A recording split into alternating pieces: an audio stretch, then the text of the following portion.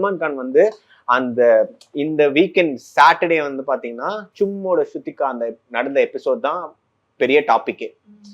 2 best friend வந்து பிரிஞ்சுட்டாங்க and அவங்க வந்து என்ன பிரச்சனைன்னு கேட்டாங்க. இதுதான் பிரச்சனை, இதுதான் ஆச்சு.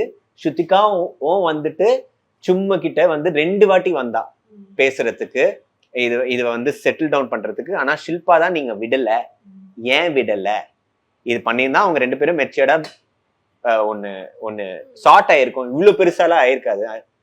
அண்ட் அதுதான் அப்படியே வந்து ஸ்ருதிகாவோட ஃபேவருக்கு போயிட்டு ஷில்பா நீங்க பண்ணதுதான் தப்பு அந்த மாதிரி ஆயிடுச்சு. So which is a good thing. And அது பார்க்கும்போதுதான் ஆமா சல்மான் கானே இப்படி யோசிக்கிறாங்க.